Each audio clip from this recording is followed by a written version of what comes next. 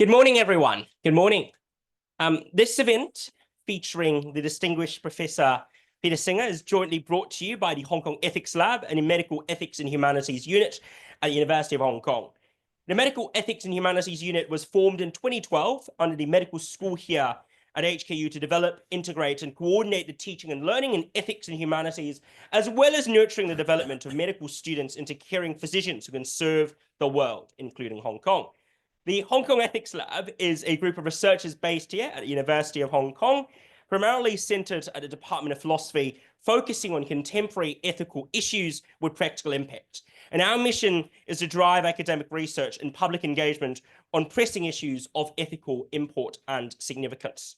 And today, we're incredibly honored to be joined by Professor Peter Singer. Professor Peter Singer was born in Melbourne, Australia in 1946, and educated at the University of Melbourne and the University of Oxford. After teaching in England, the United States, and Australia, he was appointed the Ira W. Decamp Professor of Bioethics at the University Center for Human Values at Princeton University until his retirement earlier this year. He is currently a visiting professor at the Center for Biomedical Ethics at the National University of Singapore, and he'll be presenting on life and death decisions in medicine.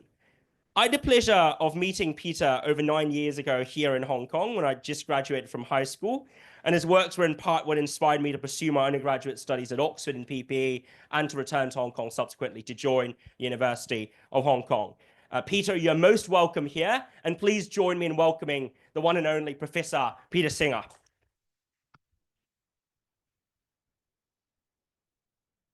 Thank you very much. Thank you, Peter. Thank you very much, Brian. I want to thank everybody who's been involved in organizing this event. It's a great pleasure to be here, to be at something that is involving the ethics lab here and the medical humanities, and I'm looking forward to the responses that we're going to have as well. I am going to deal with 3 separate issues relating to life and death decisions in medicine. I'm going to have to go reasonably quickly to get through them and allow time for the respondents, and also for you to ask some questions and have some discussion.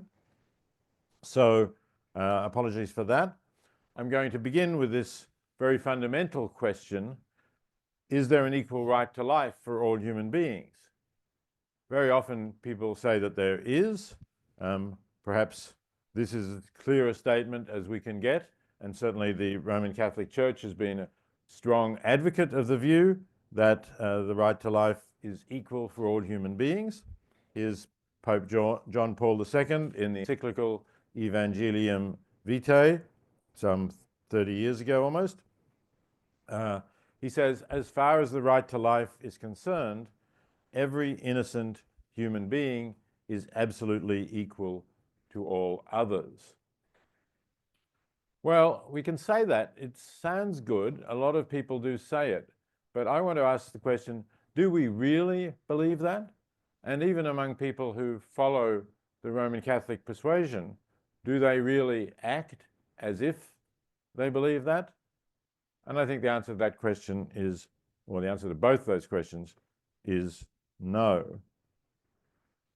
To look at why I think this, we have to ask, what are the implications, or what should be the implications, of the view that all humans have an equal right to life? Does it require us to put an equal effort into prolonging all human life, irrespective of its quality? And if not, why not? So let's consider what is possibly the most severe abnormality that a baby can be born with and still be alive: anencephaly. Anencephaly, as you see from this slide, is a condition in which all of the brain is missing except for the brain stem. The exception is important because if the brain stem were missing, the baby would be dead, wouldn't be breathing or the heart would not be beating. But because the brain stem is present, we do have a living human being. But because the rest of the brain is absent, we do not have a being who is ever going to be conscious, who is ever going to smile at their parents, or respond in any other way, really, except the ways that the brainstem keeps functioning, which relates to heartbeat, respiration, and similar functions, the functions that continue even if we are deeply asleep or deeply unconscious. So what happens when a baby is born with this condition? Well, usually a baby isn't born with this condition nowadays because the condition can be detected during pregnancy, and the mother, the pregnant woman, will elect to end the pregnancy. But not always. Here's a couple who decided not to end the pregnancy, although they knew that their child would have this extremely serious disability. The baby is called Mary Karg, and if you want further information, I've put up the website that they put up about their experience. So the first thing to know is that anencephaly was detected during pregnancy, and as they say, we asked the doctor what to do next. He said that most people terminate the pregnancy because they consider the baby to be non-viable.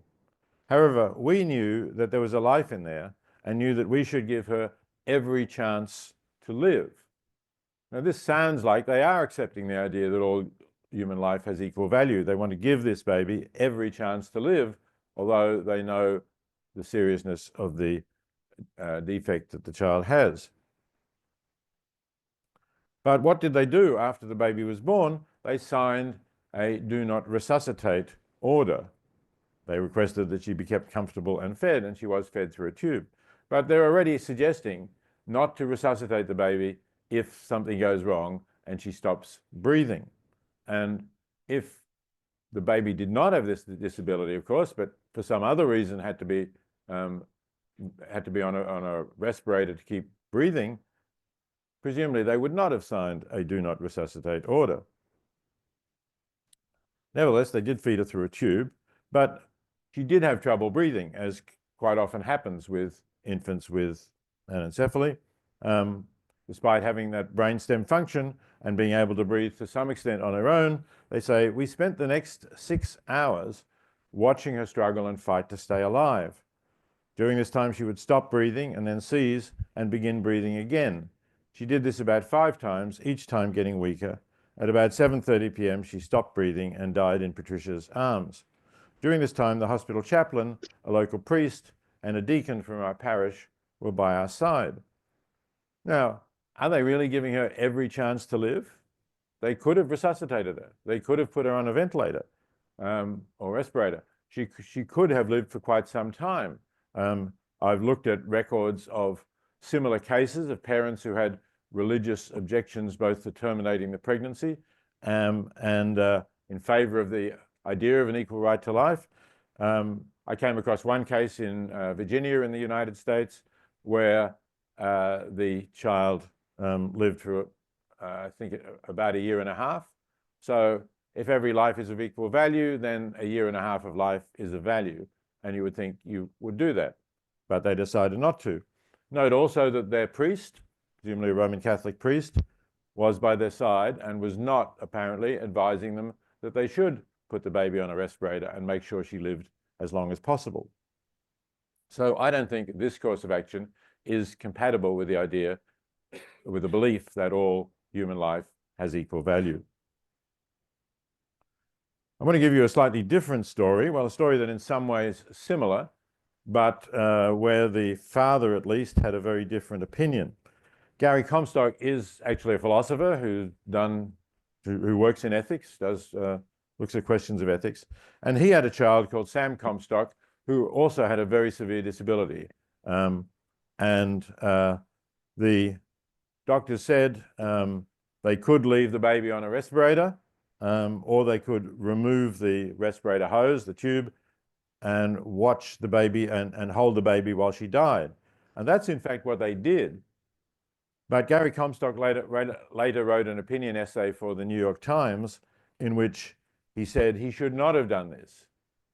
But his reason for saying he should not have done this was not that he thought they should have put the baby on a respirator and let the baby live as long as possible.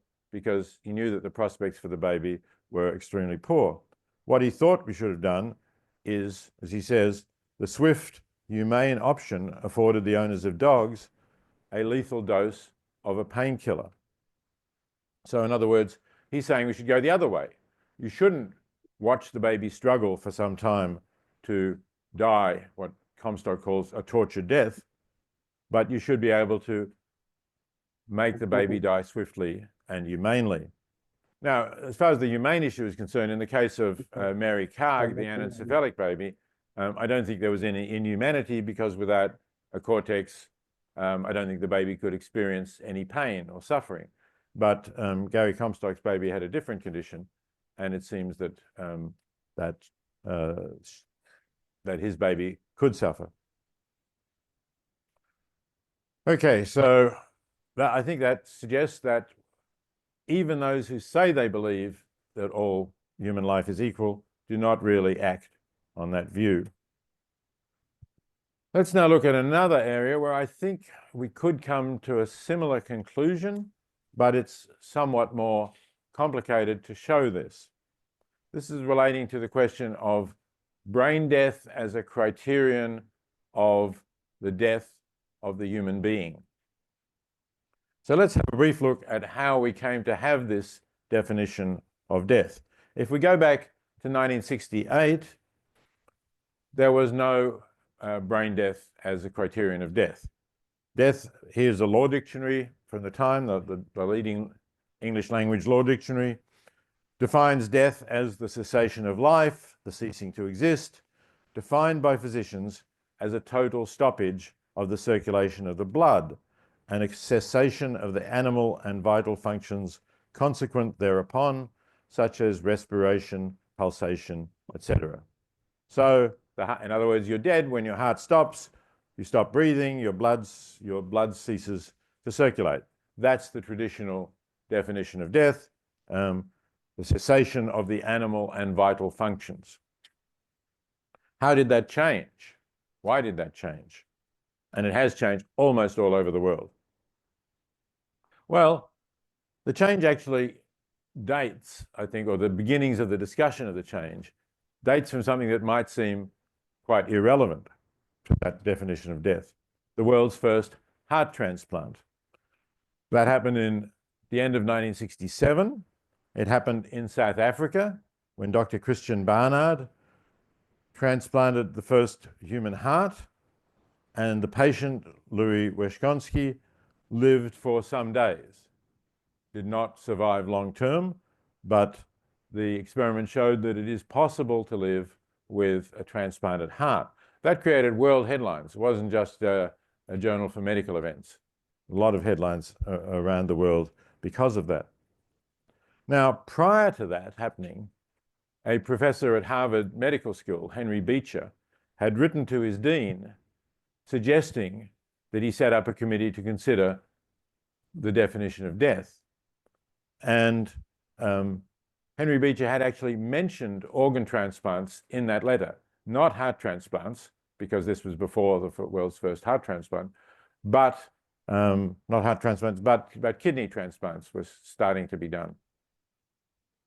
So the dean did not do anything about Beecher's initial letter, but after the first heart transplant, and remember, this is happening at Harvard Medical School, and here's a South African doctor doing a medical world first, not done anywhere in the United States or at Harvard.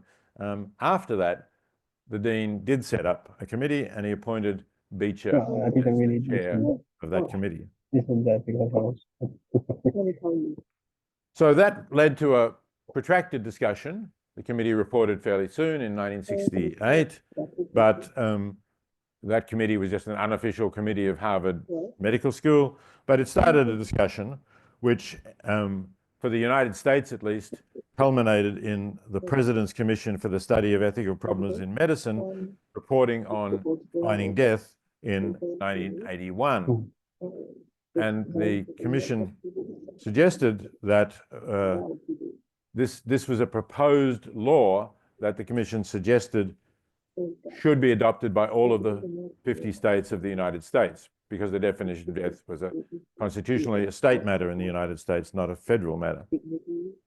So this definition, as you can see, is importantly different from the previous definition, because although one there, the irreversible cessation of circulatory and respiratory. Right, yeah, actually, just finished Getting some sound coming over here. I'm not sure what that's about. So while one is the same as the traditional definition, two adds something quite different. It adds the irreversible cessation of all functions of the entire brain, including the brainstem. And it says that then a human being is dead, and then leaves it to doctors essentially to set the standards for determining that all functions of the entire brain have ceased. But of course, you can have all functions of the entire brain having ceased and still have functioning circulatory and respiratory functions if you have the patient on a respirator, you feed them, and so on. So this adds something quite new that is not just additional to, in a way, but is separate from the previous definition that you're dead when your heart stops beating and your blood stops circulating. And that's something like that definition has been adopted now in, as I say, almost all countries around the world. But again, I want to ask, do we really believe the brain death as a definition of death of the human being? Here's some evidence that we don't. Look at this newspaper headline. Woman is kept alive to save unborn baby. Now, if you look at that headline, you say, oh, there's a woman who is alive, but is pregnant, and she's being kept alive to save her baby. But in fact, if you read the text of the story, you see that she's actually been declared brain dead. Her brain function ceased last month, it says. In fact, the sentence says, whose brain function ceased last month is being kept alive with a respirator. But this was long after the United States had adopted brain death as a criterion. And as you say, her husband said doctors told him Susan's brain functions have stopped. So effectively they're saying she is dead by the brain death definition of death. But the newspaper and this story suggests that she's alive. And I think a lot of people think like that, right? A lot of families, when they're brought in and told that their loved one is dead, say, but they're breathing, but their body is warm and soft to the touch. Rigor mortis has not set in. Their heart is beating.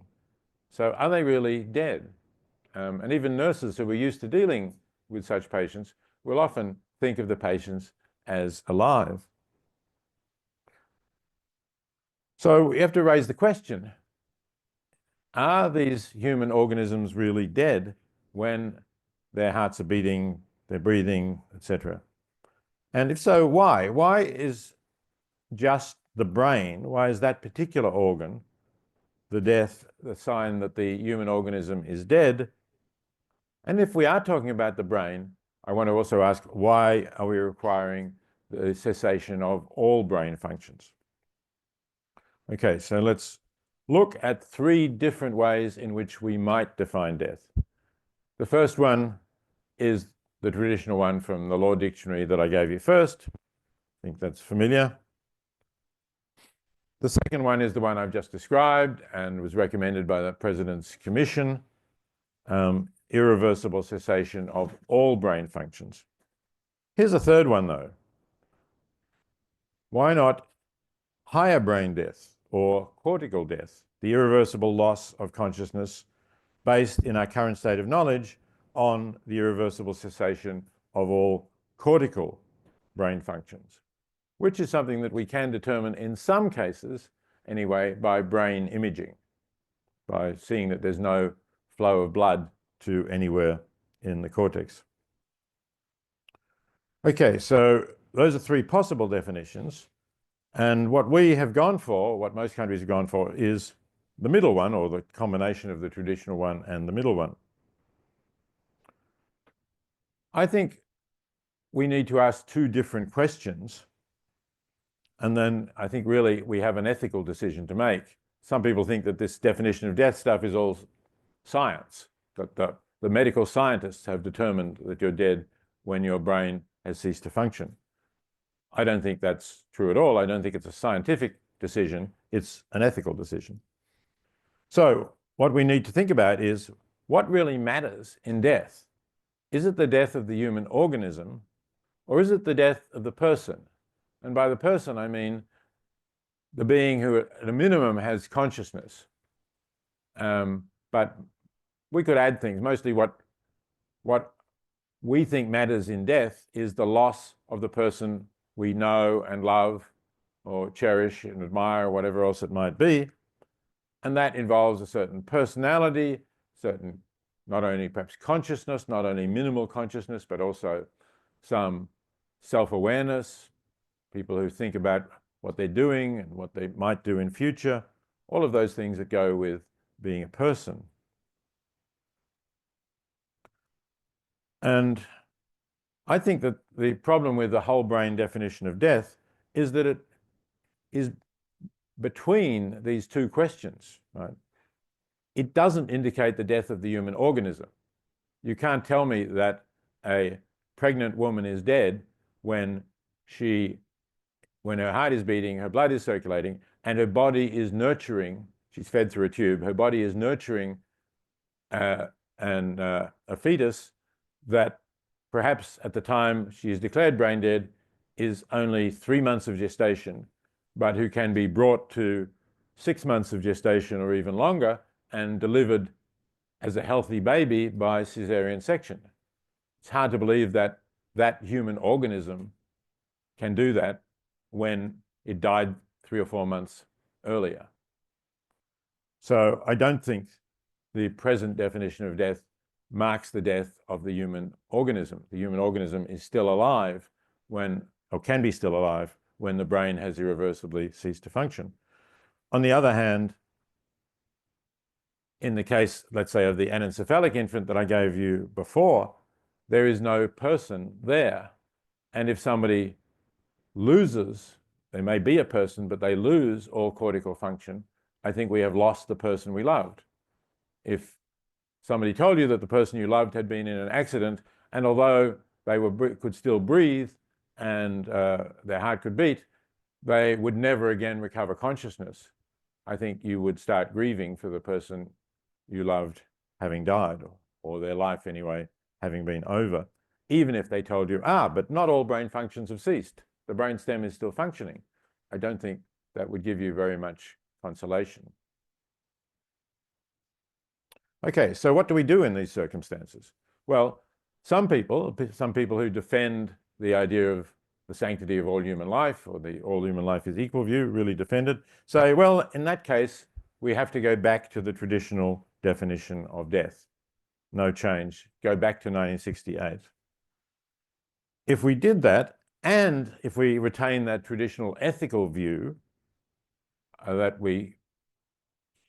all human life has equal value, and this is a human life, and we should try to preserve that, we would not be able to remove organs from patients until their heart had stopped beating, which might be some years if we were keeping them going as much as with all the medical technology we could. So we wouldn't be able to remove those organs. And with fewer organs available, some people would die who might otherwise have lived. But from the point of view of people who take this ethical view, we would not be actively and directly killing living human organisms.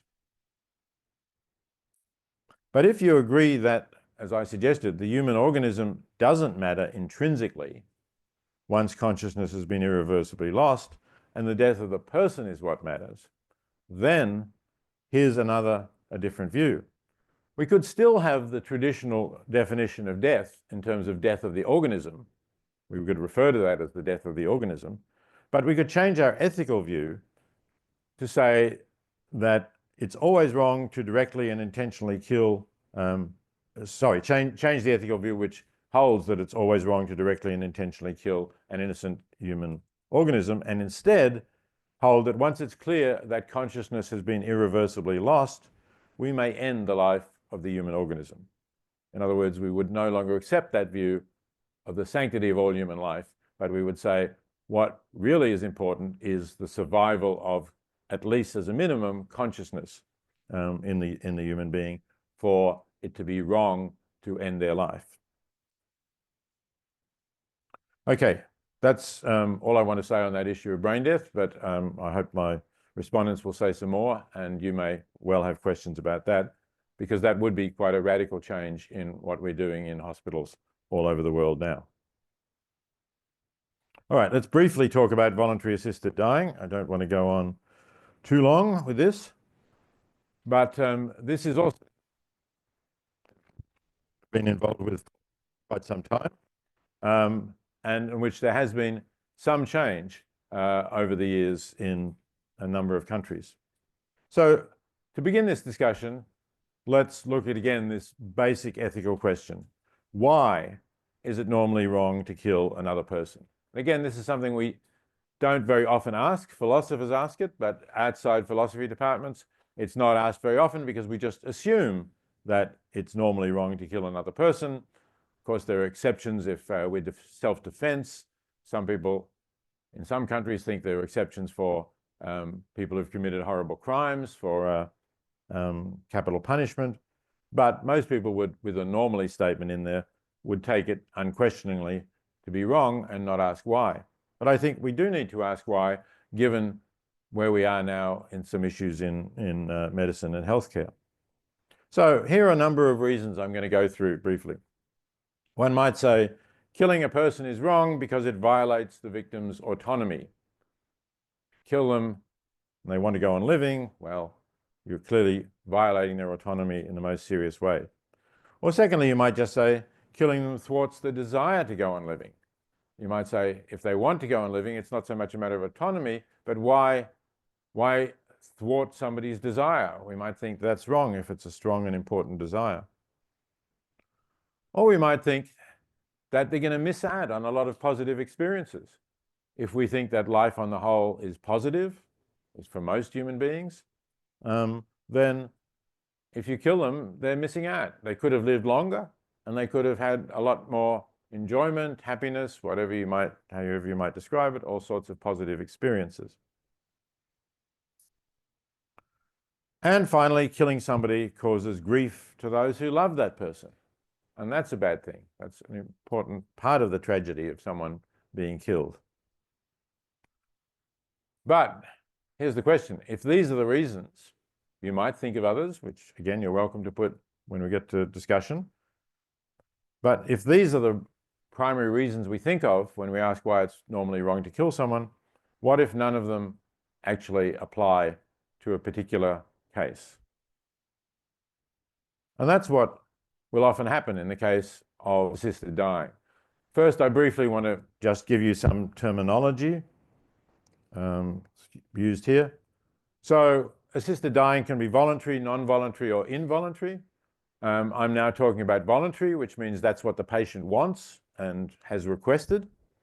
Non-voluntary refers to assisted dying for somebody who is not capable of expressing a view.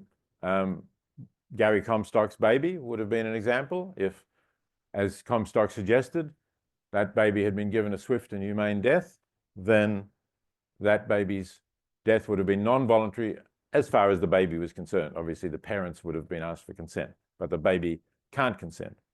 And those are the two issues that I think, those are the two forms of assisted dying that raise interesting ethical questions. Involuntary means the patient does not want to die, actually wants to go on living. And I don't consider that euthanasia or assisted dying at all. That's simply murder. Okay, then there's this question about the terminology for between voluntary euthanasia and all of these other things I've listed here. Physician-assisted suicide, physician aid in dying, voluntary aid in dying, medical aid in dying. I regard all of those as the same, but voluntary euthanasia is slightly different. Voluntary euthanasia is what is legal in the Netherlands, Belgium, and Luxembourg now. I don't think anywhere else, where the physician may give the patient on the patient's request and after complying with certain conditions that I'll mention shortly, may give the patient a lethal injection. These others generally do not permit the physician to give the patient a lethal injection. What they permit is for the patient to prescribe a drug which, if the patient takes, will cause the patient to die. So that's become, in terms of where it is legalized, more popular than voluntary euthanasia. You can ask, is there really a significant ethical distinction? Not very much. The distinction is important really only in patients who can't swallow a drug. Because if, for example, you're dying because you have cancer of the esophagus and that's blocked, you won't be able to swallow the drug. So in a situation where voluntary euthanasia is legal, you could request your physician to give you that injection and you would die swiftly. But if that's not legal and you have to be able to swallow the drug, you're not going to be able to get that assistance. And then there's the third distinction is what people sometimes talk about active euthanasia and passive euthanasia. And that's relating to the nature of the action. Some people think there's an important moral distinction. I don't. One form of passive euthanasia, for example, that some physicians, there was a survey in the United States showing that quite a number of physicians accept terminal sedation. Terminal sedation means you sedate the patient so that they're unconscious and therefore not feeling any pain, and you don't put in a feeding tube. So if you maintain the sedation, maintain unconsciousness, and don't feed them, obviously they're going to die. But some people think that this is morally permissible, and they don't think it would be morally permissible for you to prescribe a drug that the patient will take and die. You can decide for yourself whether you see an important moral distinction there. Okay, just briefly, as I said, voluntary euthanasia, along with physician-assisted suicide or physician-assisted dying, is legal in Netherlands, Belgium, Luxembourg, and Colombia. I think I forgot Colombia just before. But physician-assisted dying or medical aid in dying is now legal in Australia, Austria, Canada, New Zealand, Portugal, Spain, and Switzerland, and in the United States in an increasing number of states. Basically, these are states which have an initiative for citizens to vote on legislation, and most of those have occurred because citizens have voted in favor of that legislation. I think a couple of them, it's happened going through the state legislature, such as New Jersey, for example. So all of those legalizations actually have happened this century. So although Netherlands allowed doctors to do it as a result of court decision, they only fully legalized it, I think, in 2000. Oregon was the first US state. Well, that was at the end of the last century, maybe 1998. So it's relatively recent, and the movement is expanding, I think. I think there'll be more countries joining.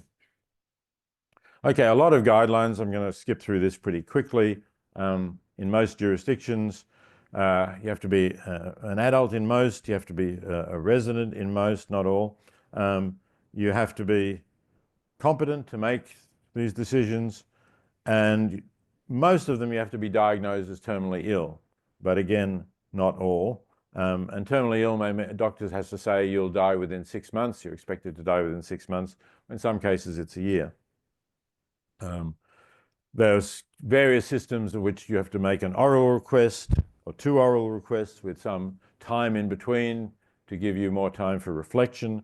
There may have to be witnesses. A consulting physician has to be called in to determine both that confirm the diagnosis and prognosis, and that the patient is capable, is competent to make the decision, and so on. You have to inform the patient of alternatives such as palliative care or hospice care. It's interesting that if you look at Oregon, which, as I said, is the first of the US states to legalize this, maybe actually the first jurisdiction to fully legalize it. What we're seeing, what you see here on these 2 lines is, on the one hand, the deaths, that's the purple line, that have occurred. The DWDA is Dying with Dignity Act. That's the name of the legislation in Oregon. That's the purple line. And the green line is the number of patients who have used the act to get a prescription for a lethal drug. It's interesting how the lines have actually grown further apart over the years, which means that there's quite a substantial number of patients who've asked for the drug but not used it. And it seems that what's going on in those cases is the patients are frightened that they will die painfully, that their pain will get worse and doctors won't be able to control it, and they will die in pain or distress of various kinds. But in the end, they are taken good care of, and they decide not to use the drug, but it's still provided psychological reassurance to them. So I think the Act is a good thing, even when patients decide not to use the prescription they have. And Oregon also asked patients why they want to die. And it's interesting that pain is not the main reason. Neither pain nor the fear of it is the main reason. It's things like loss of autonomy, decreasing ability to participate in activities that make life enjoyable, loss of dignity, being a burden on others, losing control of bodily functions. Those come well ahead of pain. I think I'll skip some of these guidelines because I do want to make sure that we have time for discussion. But one of the things to note is that with the Netherlands, you don't have to be terminally ill. It's enough if you are facing unremitting and unbearable suffering, and there is no treatment that will relieve that suffering, that is, to make it acceptable to the patient. So those are the general guidelines. Number of deaths. One of the reasons I think why that more countries are legislating for this is that when people started talking about it, and I've been writing about it since the 1970s, the major non-religious argument against it was the slippery slope. Once you start doing this, deaths will expand, countries will start killing off people who are not really requesting it. They'll start getting rid of people who are a nuisance, who are a burden on the state, who are undesirable. And it was suggested, that we'll go all the way to Nazi style, getting rid of ethnic or racial minorities. Well, clearly that hasn't happened.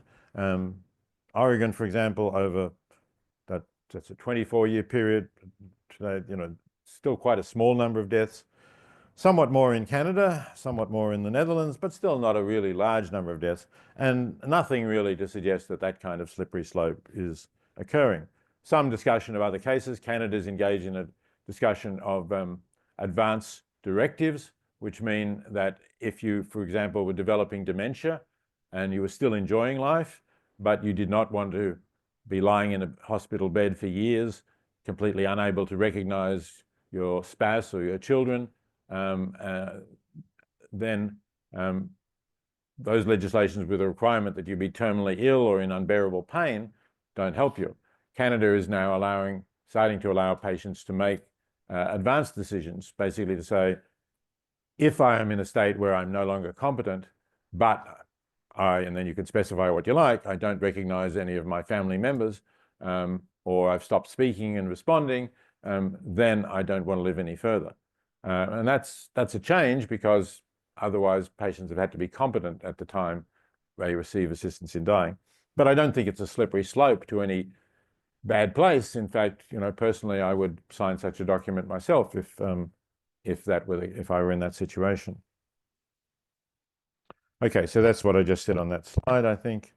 Some discussion in the Netherlands about very elderly people who say they're tired of life and just don't want to go on living. And again, I don't think that's a slippery slope. Minors, children with cancer and so on at various stages of age, with parent consent required or with parent consent not required for those who are legally minors but are clearly competent to think about that decision, for example, 16-year-olds. Okay, that's all I want to say. Thank you very much. I look forward to hearing the responses.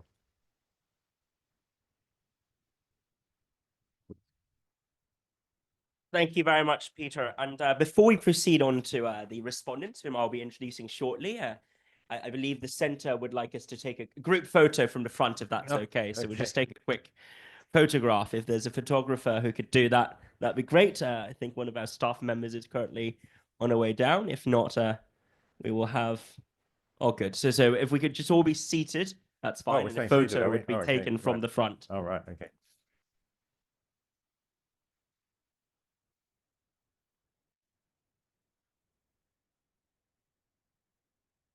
Let's do a quick countdown. 3, 2, 1.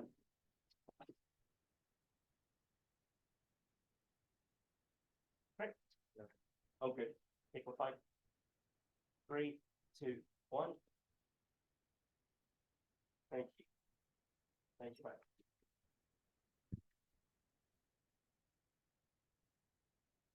So first up, we have Professor Joe Lau, who's an associate professor at the Department of Philosophy, specializing in philosophy of mind and cognitive science, as well as critical thinking. Joe received his BA from Oxford and PhD from MIT. He co-founded the Critical Thinking Web, which provides free tutorials in critical thinking. And Joe would be speaking as the first of our 2 respondents, and I'll be introducing Dr. Zahar Lederman afterwards. So without further ado, over to you, Joe. Thank you very much.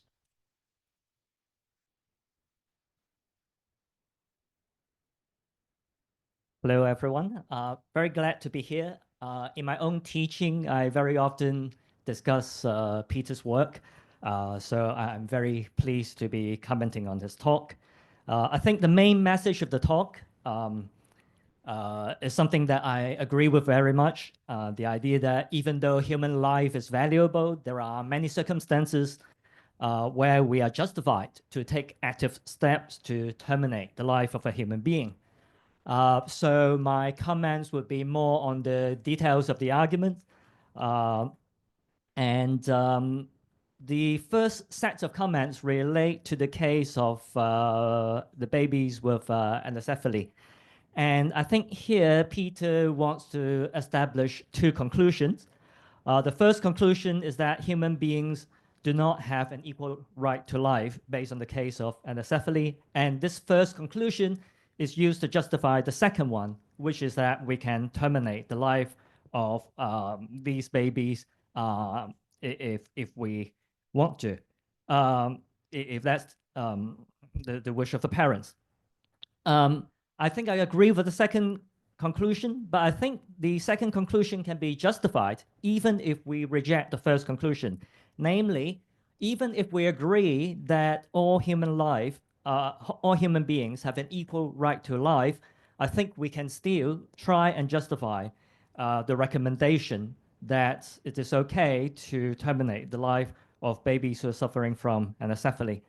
And the reason I think that's because I think it would be useful for us to reflect on the basis or nature of the right to life. And on one way of thinking about rights serve to protect core or important interests that people have. And so the question is, well, what's the interest that's being protected by the right to life? Is it the interest in mere existence, biological survival, or does it involve more, such as the interest in having meaningful life, having pleasurable experiences, being able to have achievements, so on and so forth? And I think it is the second interest which is more important and which is at the core of the right to life. But in the case of babies with anencephaly, as Peter has pointed out, they lack a cortex. They have a rudimentary brainstem. As my understanding is that they have no conscious experience at all in typical cases, and they cannot actually experience pain. So I think in these cases, we can in fact agree that they do have the right to life, but terminating the life would not actually violate the right because they simply do not have an interest. The interest is empty in a way. They're incapable of having meaningful experiences because they are not able to have conscious experience. So in principle, we might say they do have the right to life, which serves to protect the interest in a meaningful life, but taking them off life support doesn't actually violate that right. So we can keep this idea that everyone has an equal right to life, but maintain the same conclusion that Peter wants to recommend. My second set of comments concerns brain death, and Peter introduces 3 definitions of death: whole brain death, cortical death, where only there's no cortical function, And then there is the traditional definition of death in terms of irreversible cessation of cardiac and circulatory functions. And he suggests that we should reject the definition of death in terms of whole brain death, which I agree. But at some point, he suggests that perhaps we can consider returning to the traditional definition of cardiac death, having death when there is irreversible cessation of cardiac and circulatory functions. And I have some reservations about that because I think it might be possible for cortical functions to persist even when this definition, the traditional definition, is being satisfied. There is some recent empirical research that the brain can actually become superactive during cardiac arrest.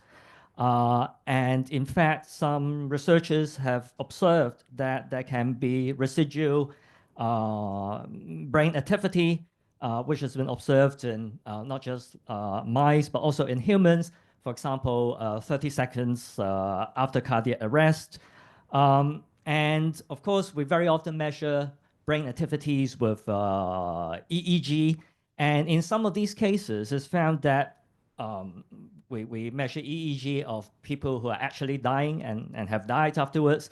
And it turns out that in some of these cases, after cardiac arrest, there can be significant brain activities, especially in the gamma band. And as we know, gamma wave activities very often correspond to higher cognitive functions such as consciousness, dreaming, memory retrieval, and things like that. And EEG measures relatively superficial brain activity. So there's also the case of deep brain activities to consider.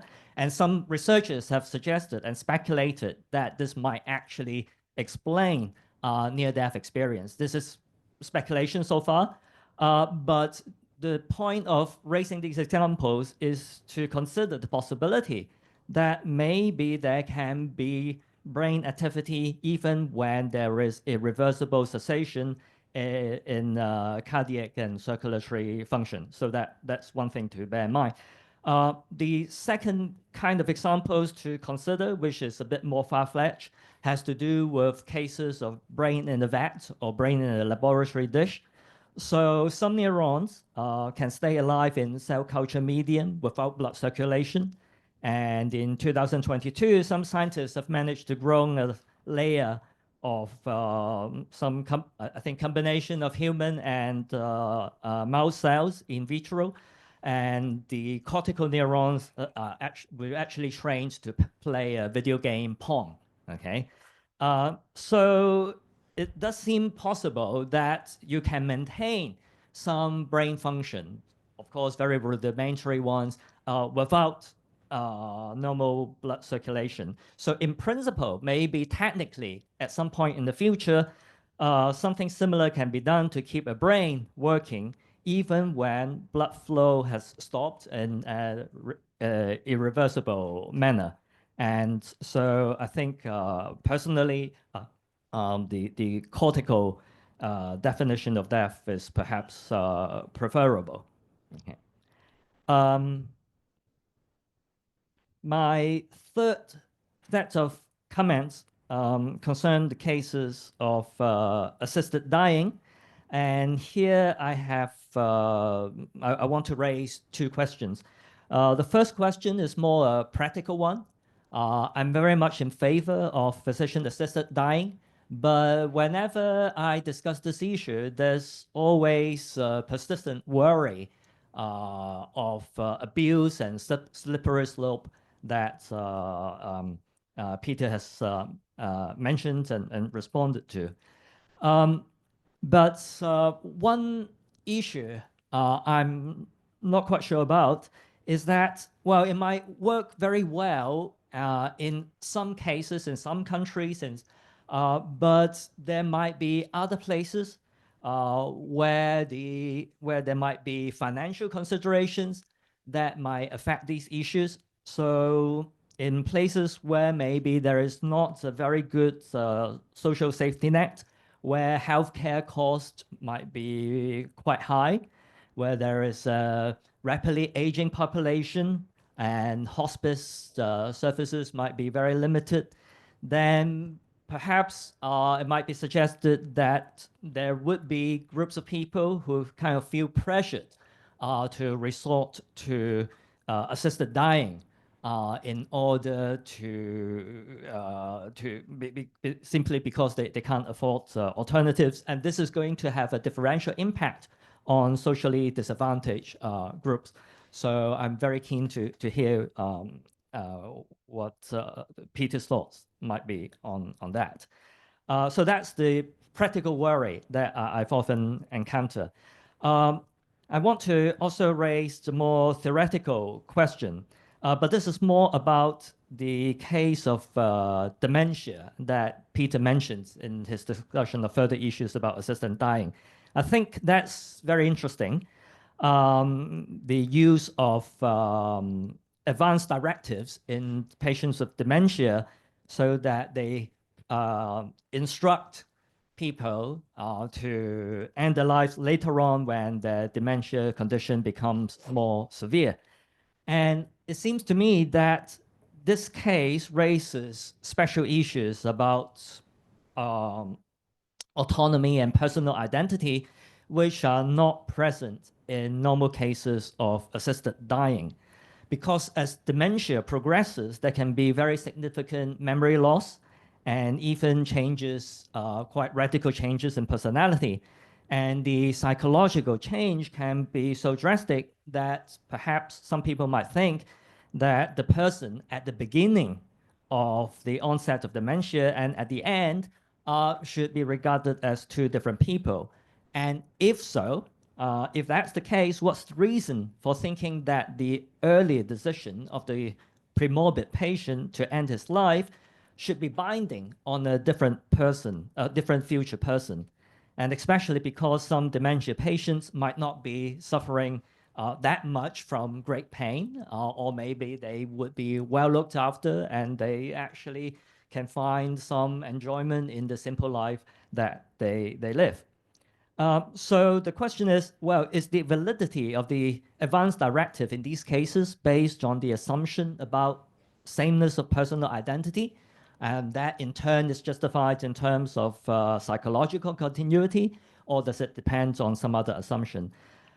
There is also the question of whether there is any assumption about autonomy here, that the future person, who's suffering from severe dementia, would be lacking in autonomy, but the earlier stage, the person at the beginning of the onset of the disease has autonomy, and that autonomous decision is somehow binding on the non-autonomous future person. That seems to be assumed. And that seems plausible to me. And the only potential issue or potential counterexample that I can think of has to do with the case of marriage. So as far as I can understand, as far as I know, in most jurisdictions, you don't have to prove mental capacity for getting married, for marriage. So even if getting married is the last thing that you should do, okay, is the most stupid thing that you should do, you don't have to prove your autonomy in order to get married, okay? As long as you understand what marriage is about, you can do it. And to stop someone from getting married, you need a court injunction. And what is interesting is that when you get married, if there is any will that you have specified earlier, then that would automatically become void. Okay, so that's interesting because it might turn out that if you're suffering from dementia and you lack autonomy, it is possible that perhaps in some cases you can get married. Okay, and when you get married, the will that you laid down earlier would then become void, and that will, of course, would be something that you wrote up when you were an autonomous person. Okay, so it seems possible that in some cases the decision of an autonomous person can get vetoed later on. So is that relevant to these special cases? I don't know, or maybe the proper conclusion is that we should have higher standards for marriage. Yeah, I think I'll leave these questions with Peter. Thank you.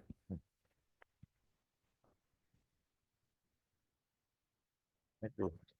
Thank you very much, Joe. And without further ado, allow me to introduce our second respondent, Lots of Dr. good Zahar questions. Lederman, who's a clinical practitioner in the Department of Emergency Medicine and an emergency medicine physician with a PhD in bioethics from the National University of Singapore and formal undergraduate training in humanities with a focus on philosophy. Welcome, Zahar. Thank you very much.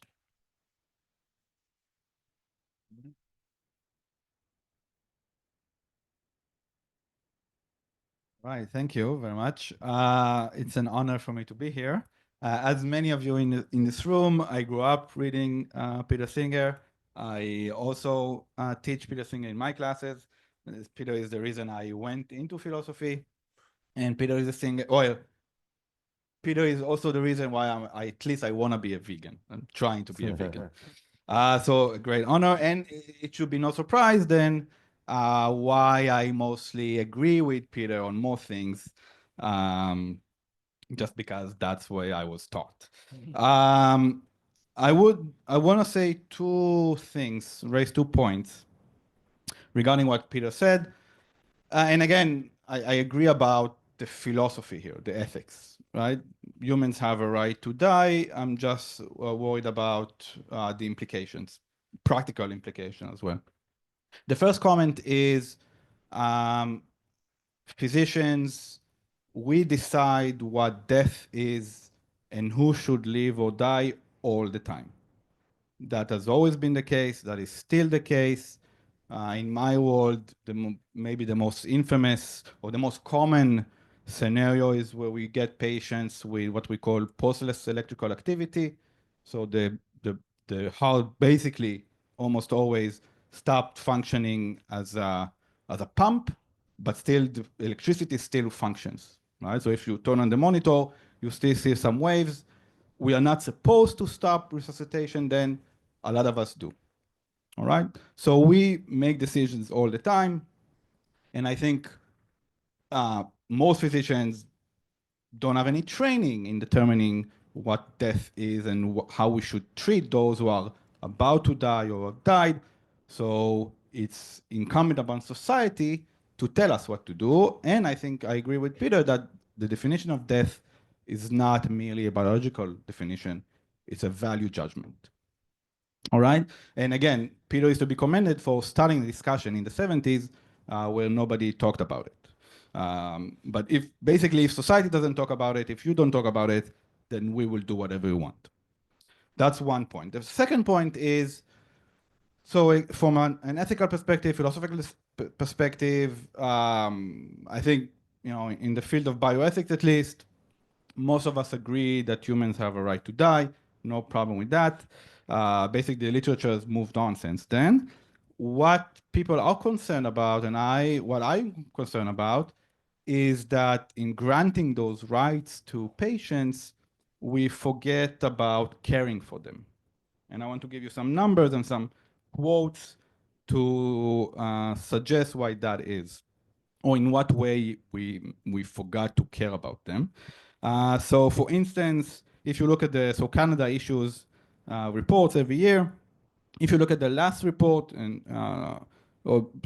summarizing the year of 2022, there were 13,241 medical aid in dying cases. 17.1% of them, if you look, there's a table summarizing the nature of suffering, 17.1% were lonely, suffered from loneliness. All right.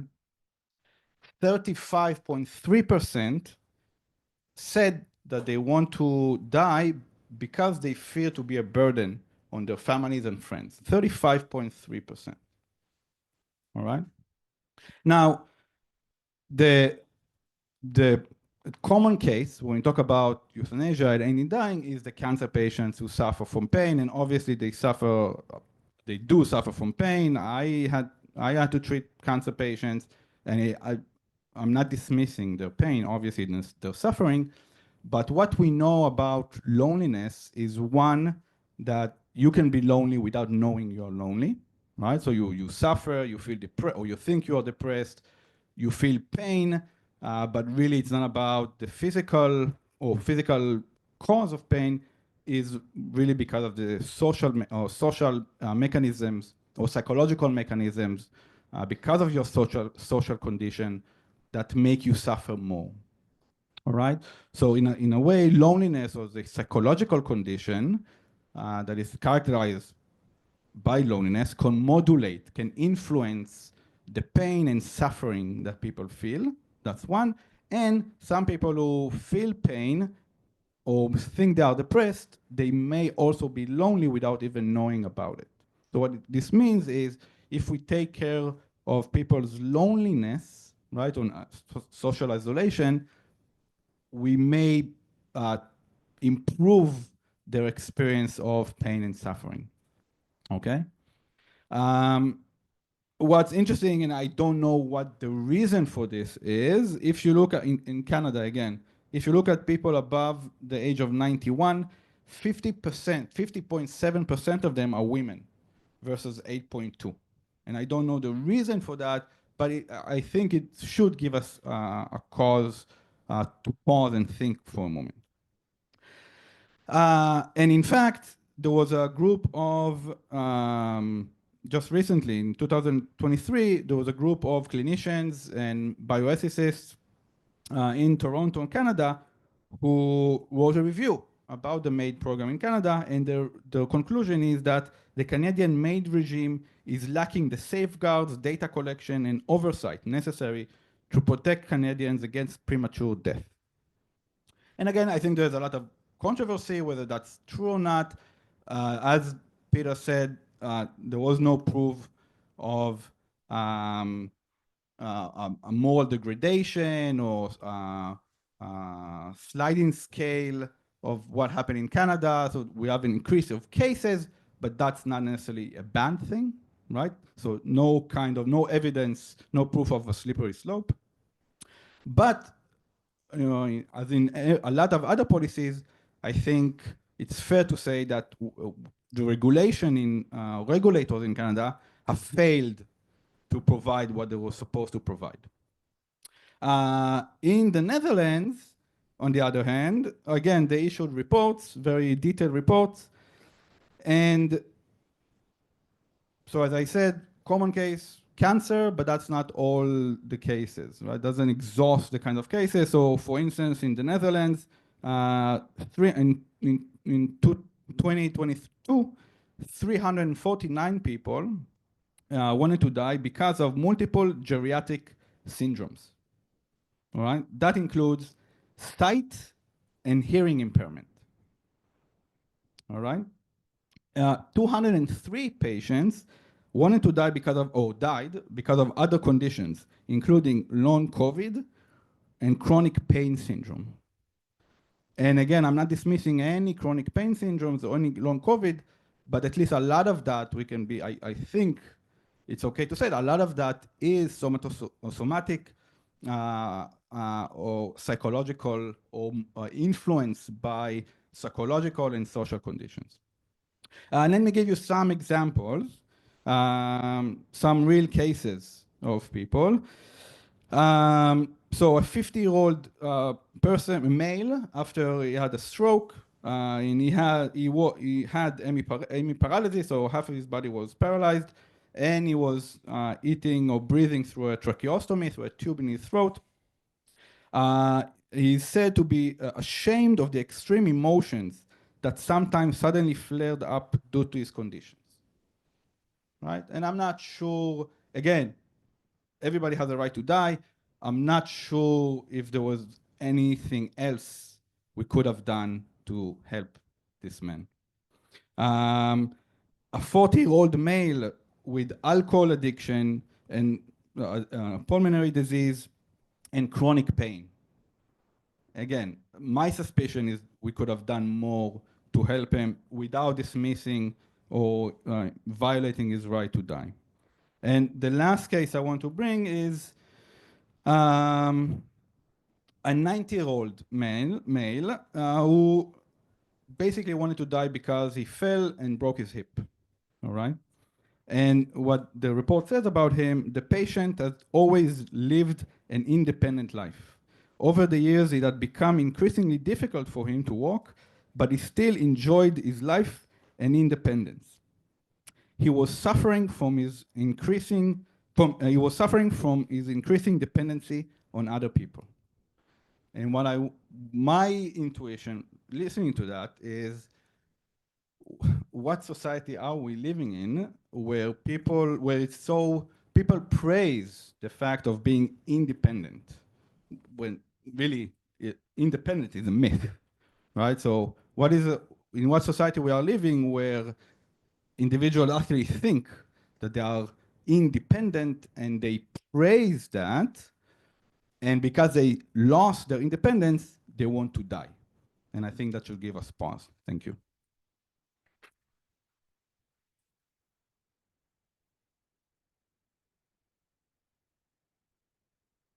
Thank you very much. Thank you, Zahar, for your wonderful response. So if I could now invite Peter, would you like to say a few words in response to the respondents before we open up the floor to questions? That'd be lovely. So thank you very much. Firstly, of course, I want to thank both respondents for their excellent and stimulating responses. I'm pleased to have evoked such interesting further thoughts about these issues from both of you. I don't want to take up too much time. I'm obviously pleased that there was some basic agreement between the three of us on some of these issues, and that's important. So I think from Joe Lau, we got some interesting ideas, particularly about continued brain activity, even when circulation has stopped. And this is a reason for not going back to the traditional definition of death. And I agree, you wouldn't want to say that somebody is dead if they're still having some even higher brain sensations, experiences. You couldn't say they're dead then. That seemed to be fairly brief, though, and if you let the circulation cease, as I understand it, for, I think, for several minutes, then you would have cessation of the brain functions, unless, of course, in this more futuristic scenario, we discover how to keep those neurons going outside the body in some way, and build them up to a level where they can do even more exciting things than playing Pong. Because I don't know that we would want to be kept alive if that was all we could do. But yeah, so these are real possibilities, and I agree at a conceptual level, they should give us pause about the idea of saying that you're dead when your circulation has stopped. So I think I need to rethink what I said about that and try to integrate those insights into what I'm saying. And then there was the questions about dementia, which certainly have already been discussed. That is, if you have this advanced decision, as Canada is moving towards. In fact, I think my understanding is that Quebec legislated to allow advanced decisions in this. Canada as a whole doesn't, and the federal government issued a rather strange statement saying what Quebec is doing is illegal, but we are not going to intervene. In other words, it was giving Quebec sort of sovereignty over people in Quebec doing what Quebecois want to do, and perhaps that has something to do with the French nature of Quebec and the long tradition of Quebec being in some way different from the rest of Canada and not wanting to be dictated to by English-speaking Canada. So, but those are interesting questions because Joe said you have to ask the question, is the person who made the advance declaration or the advance decision the same person some months later, perhaps, when they are no longer competent and maybe enjoying something simple? Maybe they're watching television, but they're not actually taking in the content of the program. They just like the flickering changes of colors on the screen is something that they can enjoy. I've heard reports of that. So then it's not so much the idea that it's the same person and that person is decisions there, but rather who should make that decision of these two persons. Well, one person who is competent to make the decision for what happens to their human organism when they're no longer the person inhabiting, if you like, that human organism, or someone else who's not capable of making a decision. And I think I would probably be prepared to run the argument, and maybe Joe was saying this, that the person who is competent has a right to make that decision. You could think of it this way, and actually the nice example of being able to get married without being competent to make, or autonomous to make the decision, leads to a possible scenario, right? So here I am, here I am, as I am now. Let's say I've got early signs of dementia, and I'm aware that that's going to progress, but I want my assets. I've got some assets, my home or whatever, and I want them to go to my children.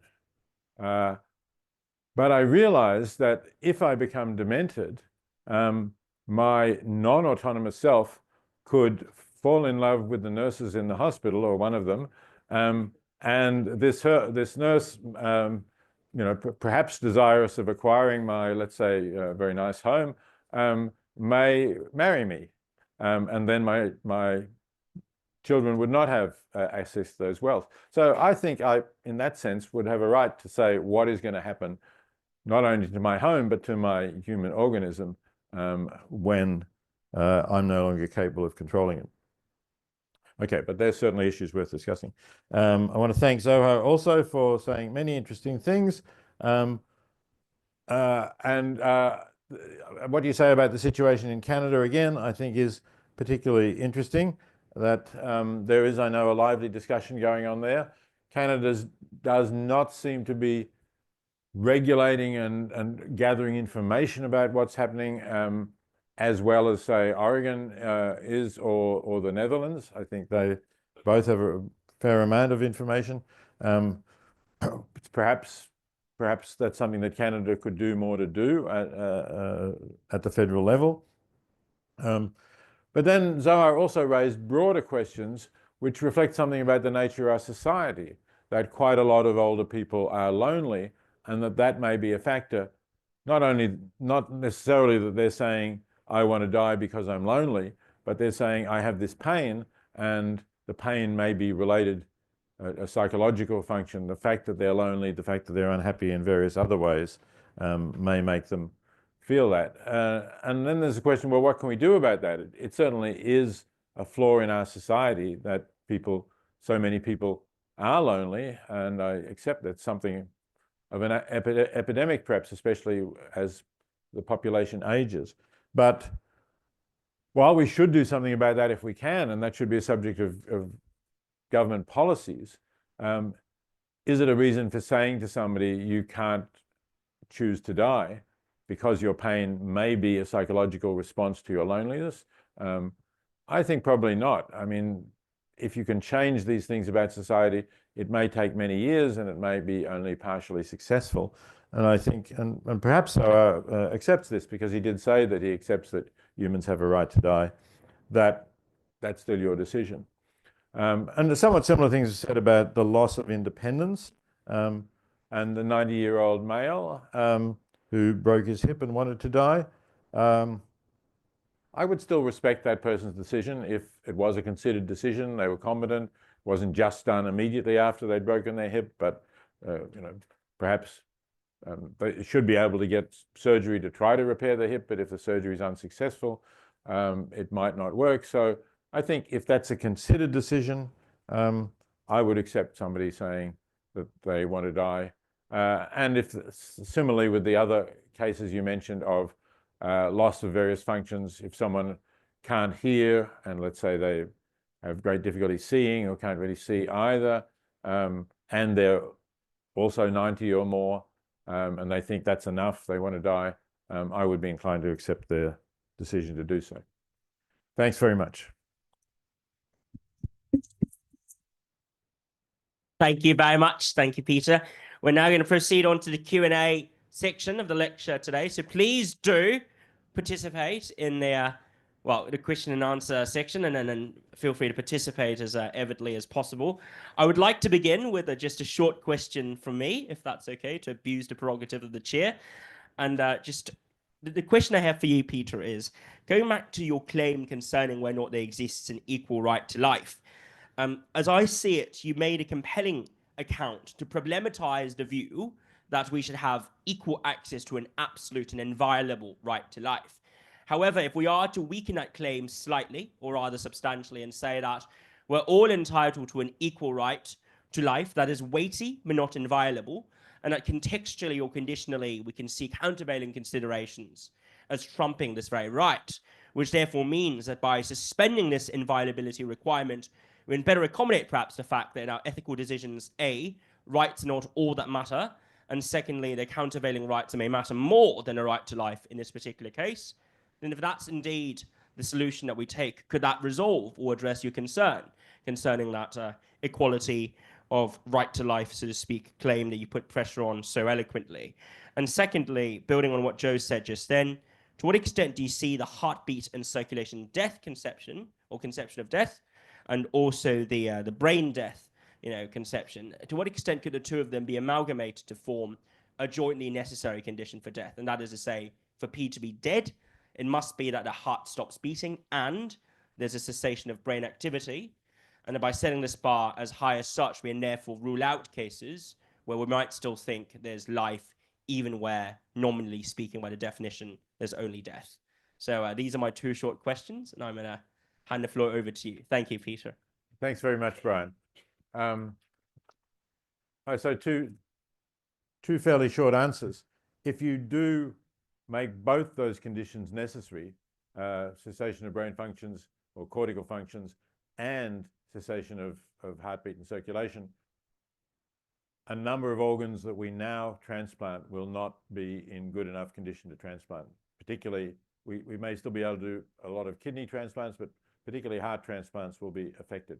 So some patients will die who could have good lives for decades or more because of heart transplants, but there will then be a shortage of good organs, good hearts to transplant.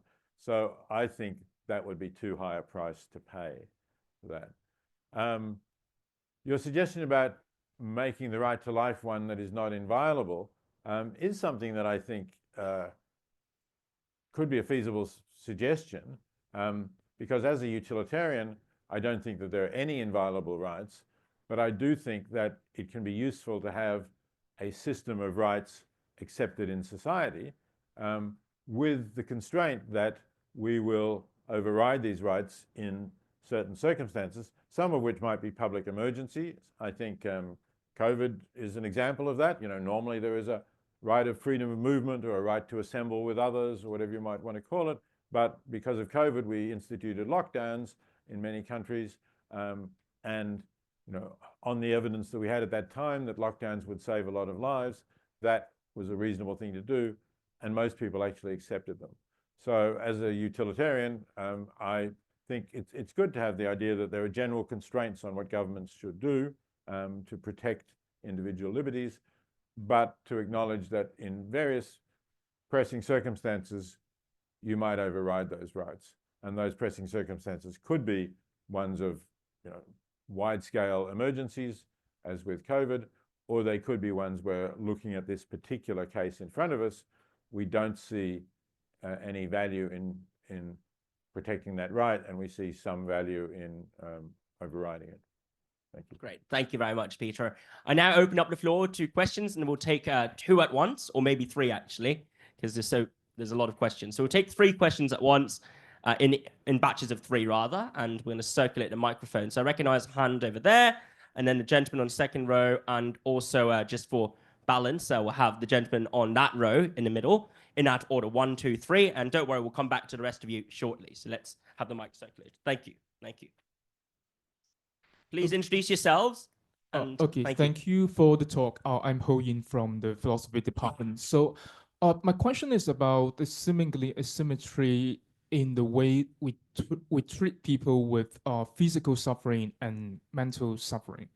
To illustrate the case, think about it. If I become suicidal because of the unbearable pain caused by cancer, I can request for assisted suicide in some countries. But if I become suicidal because of the unbearable pain caused by depression, I will not be able to request assisted suicide in basically all countries in the world. And the most obvious result for my request is that I will get to sent to some asylum and got fixed to a bed for the rest of my life.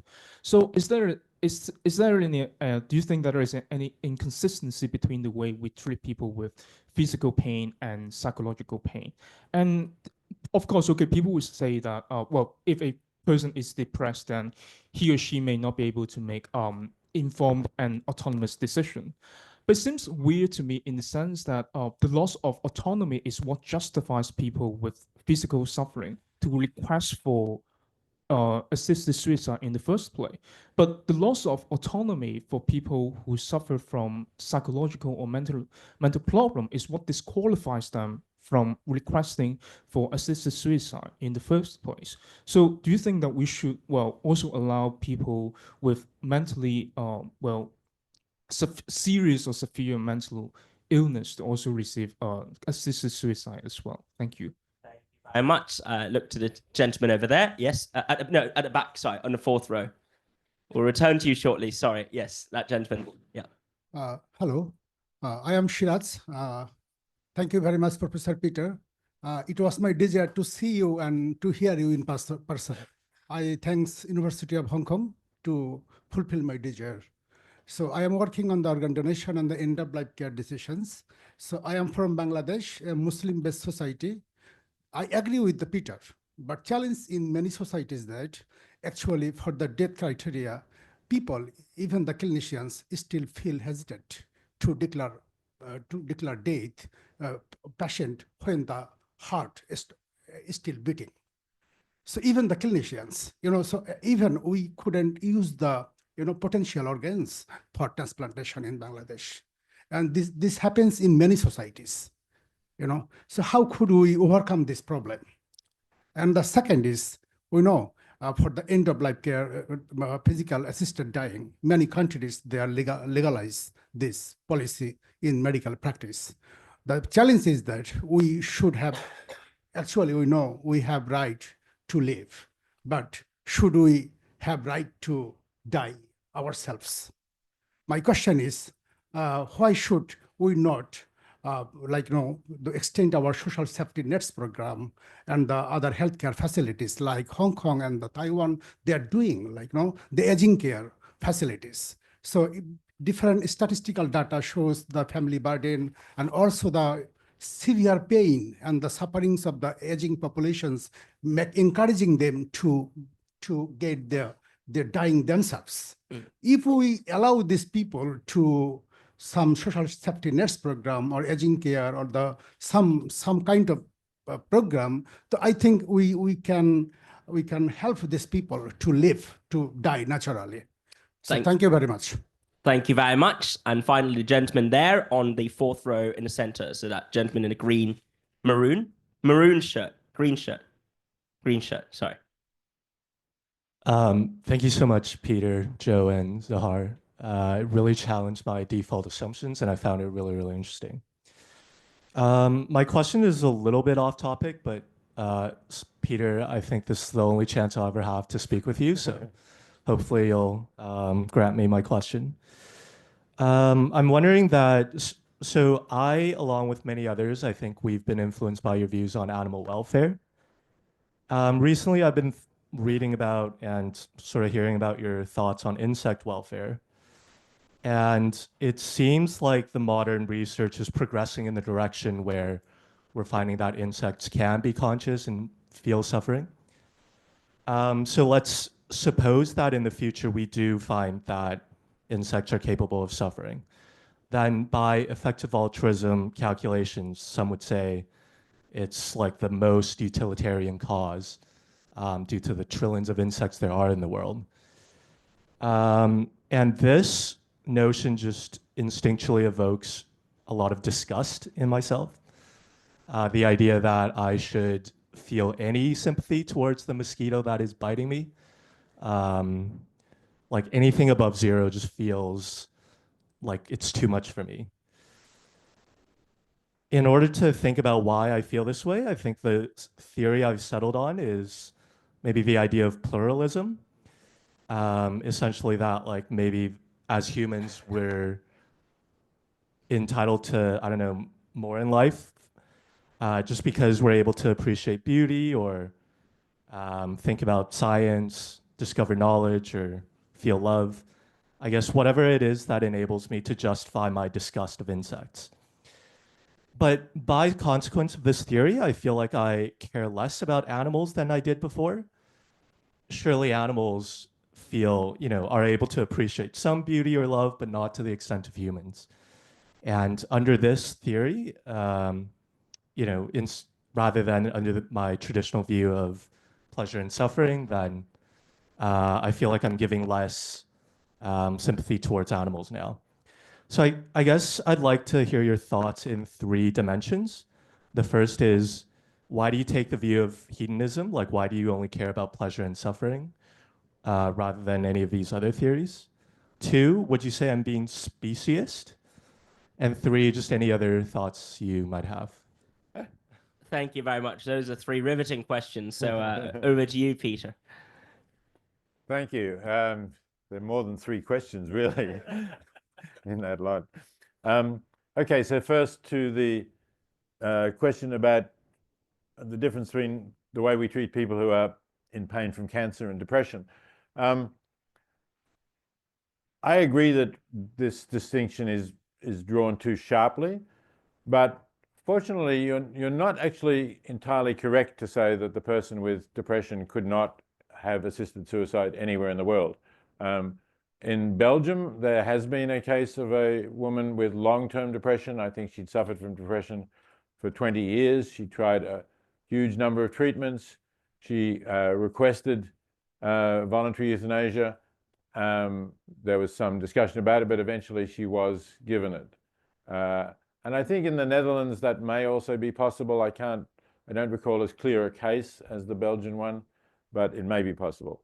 And I would agree in circumstances like that of the woman I described in Belgium. I mean, obviously, people can get temporarily depressed and their depression may be treatable, or they may just be depressed because their person that they loved has left them, and mostly people do manage to get over that.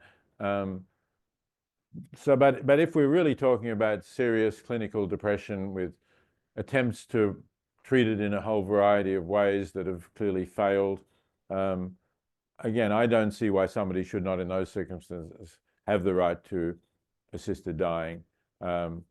It can be an unbearable condition. I've known some people with prolonged depression. It's clearly extremely distressing. So yes, I think it's a case that should be permitted.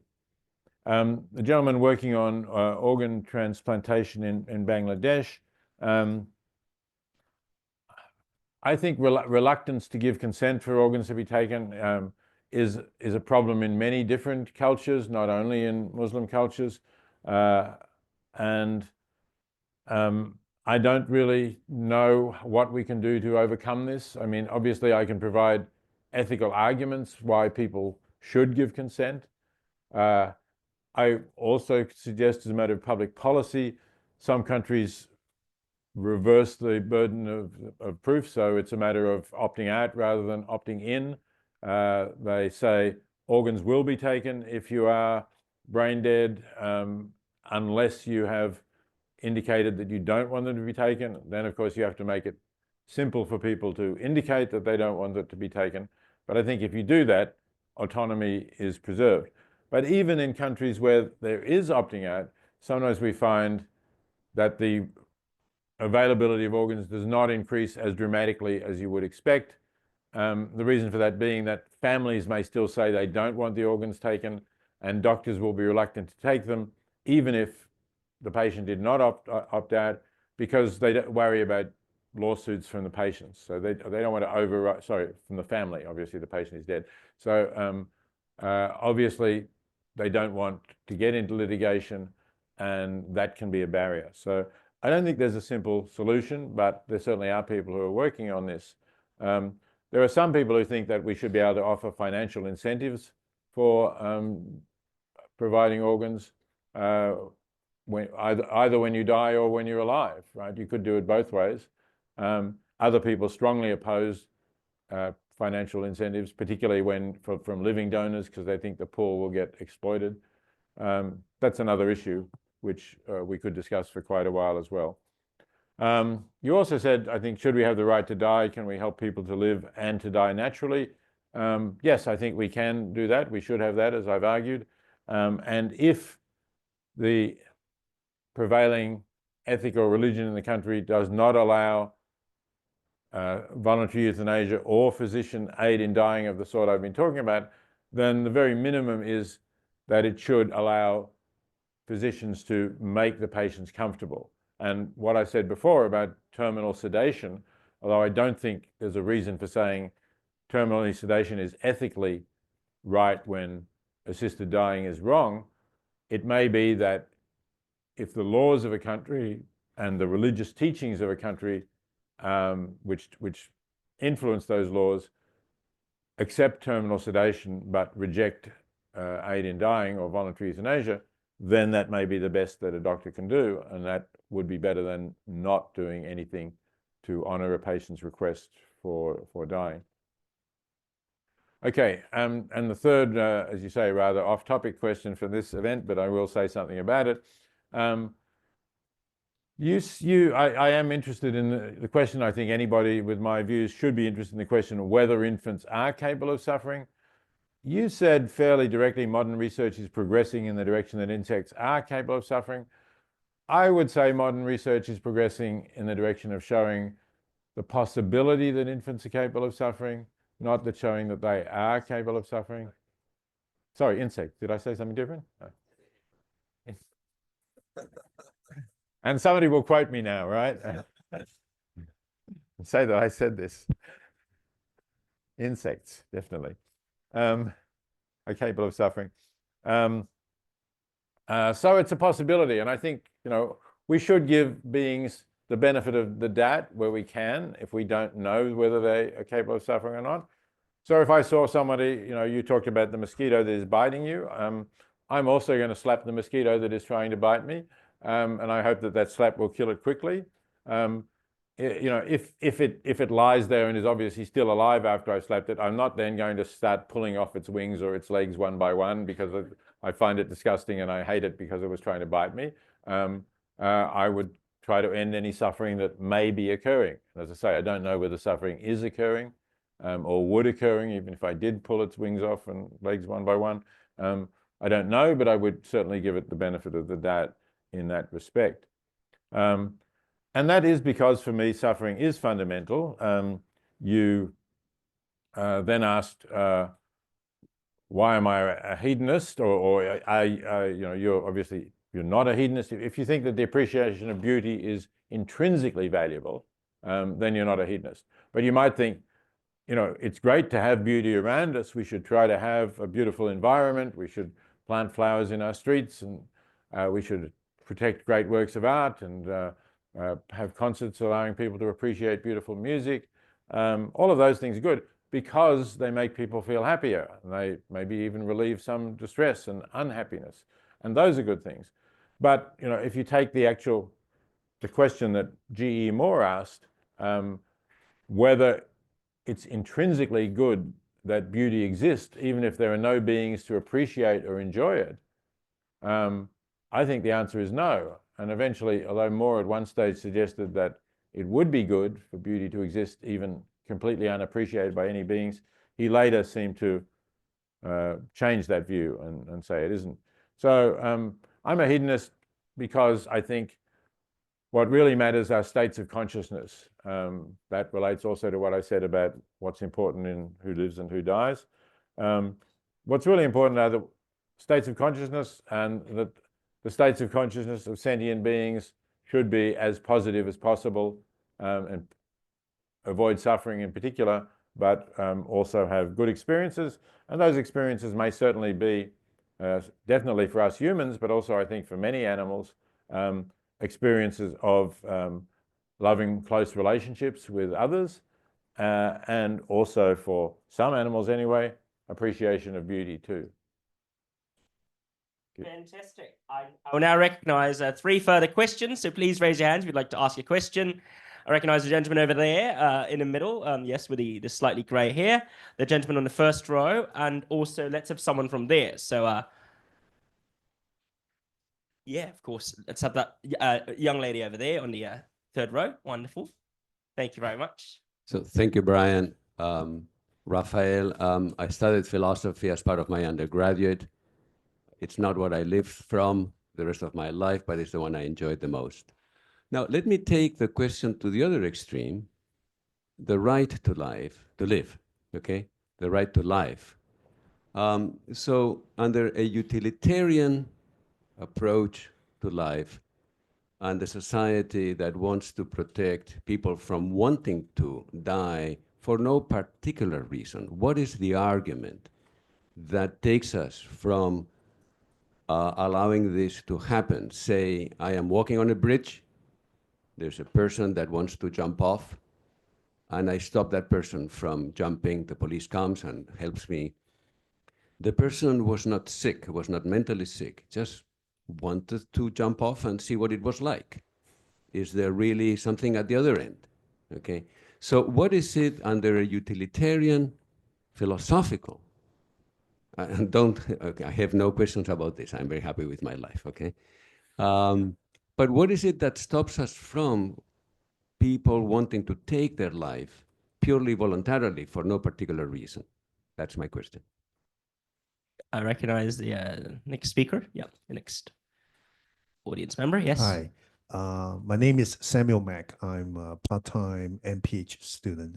I just want to ask, when terminally ill patients in palliative situations, usually, the nurse or the medical social worker would suggest advanced directives for the patient or for the family members. But do you think there's a trend where increasingly they may suggest voluntary assisted death as an option as well? I know this is a sensitive topic because VAD is usually initiated by the patient, him or herself. But would that be an ethical issue if it's suggested by someone else? So that's my question. Thank you. And the 3rd question over there.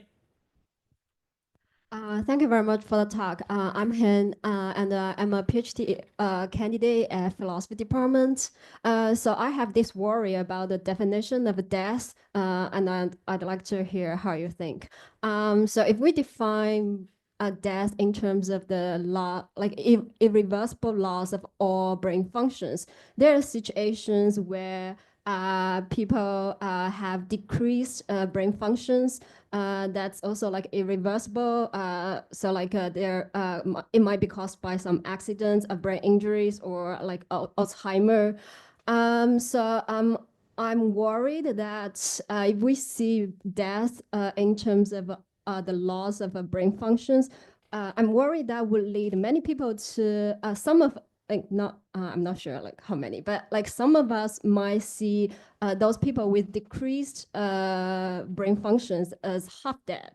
So if someone had an injury at an early stage, so like a teenage year, and they still live for like 90 or 80 or 90 years afterwards, but they're seen as half dead the rest of their life, I don't think that's very ethical. So I'm thinking maybe when it comes to defining death, we shouldn't just think about like when people die or like in under what conditions we should see people as dead, but we need to consider the implications for life from the like we need to take into account of the implications for life when we define like what death should mean. Yeah, thanks.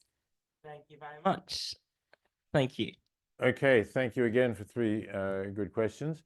So the first question was about what is the argument that leads to stopping somebody jumping from a bridge or stopping people wanting to take their life for no particular reason?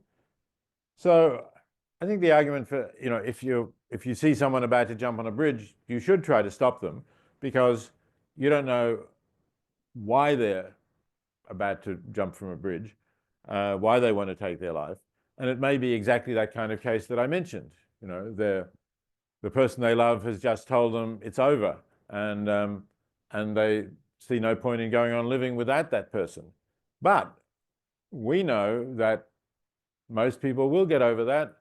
Most people will find somebody else to love and enjoy their life fully and be very glad that they did not end their life during that moment of depression.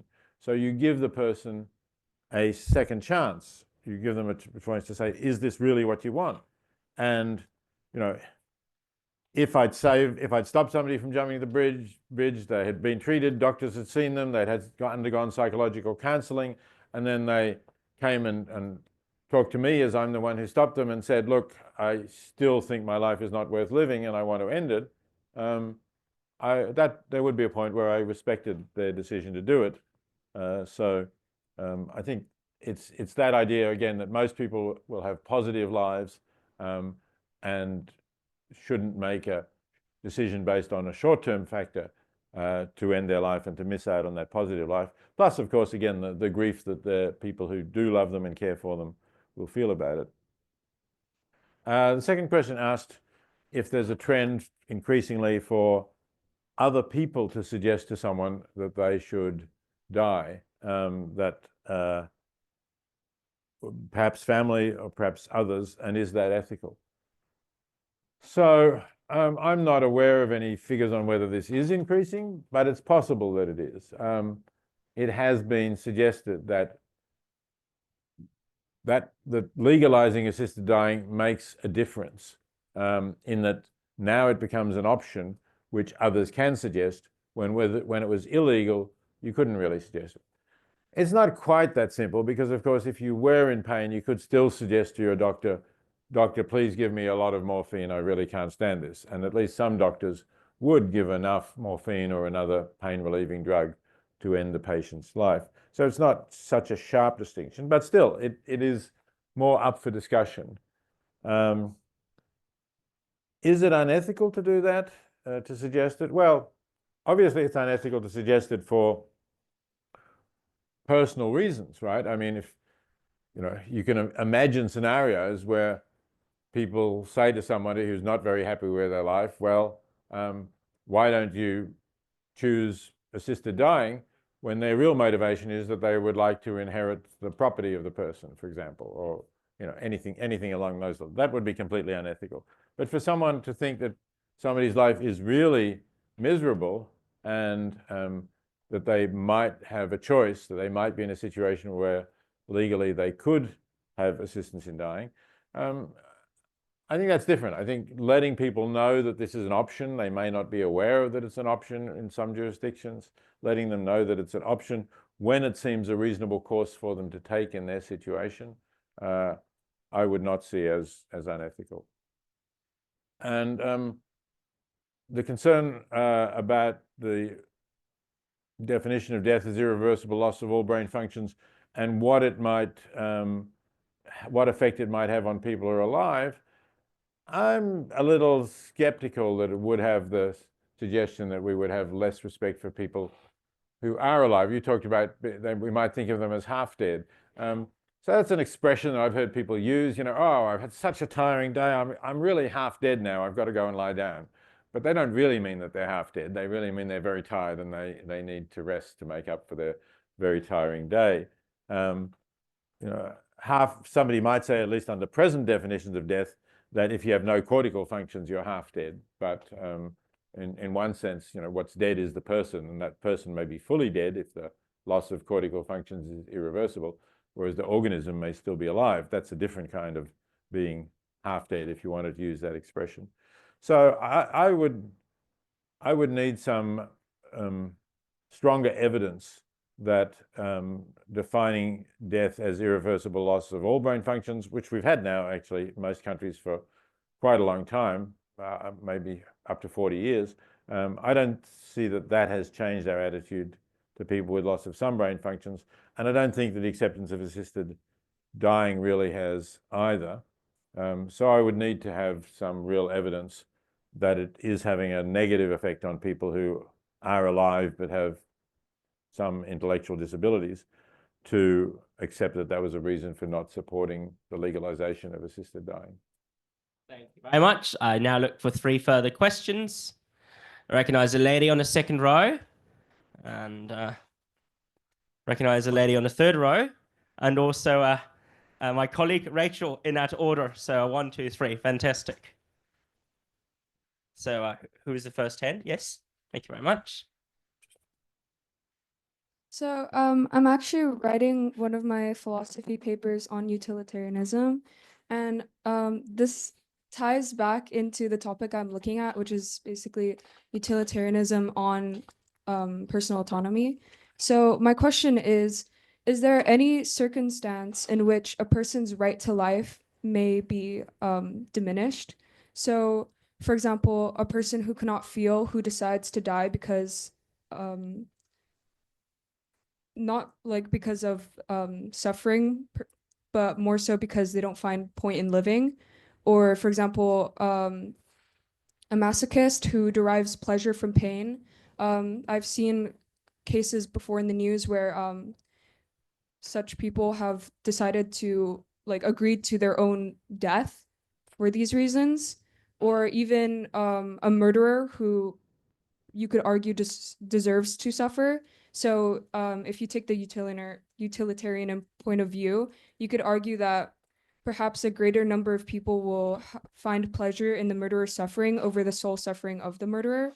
So basically the overarching question here is, to what extent can utilitarianism measure the value of human life? And does everyone have a right to life? Thank you.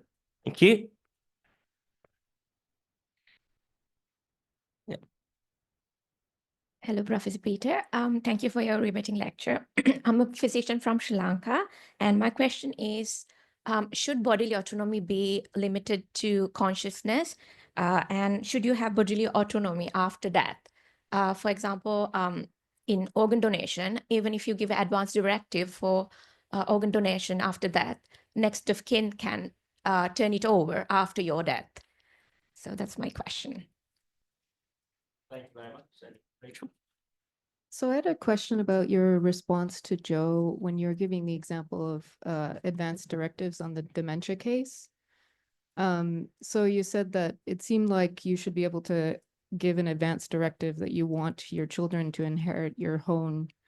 And I was wondering if you thought then that there's some sort of ownership relationship of the biological entity when you're giving a advance directive to basically end the life of the dementia patient, or whether we should have those types of ownership relationships to our body. Great, thank you. Great. We have short questions, and we're getting through a lot of questions today, which is really good. Okay, so utilitarianism and personal autonomy. Does everyone have a right to life? Can it be diminished? So I'm interested. I think the suggestion that Brian made, that we could say everyone has a right to life, but it's not an inviolable right. It's a life that can be overridden in certain circumstances. And importantly, I would say a right that one can give up, right? I mean, I don't like the idea. The US Constitution talks of inalienable rights to life, liberty, etc.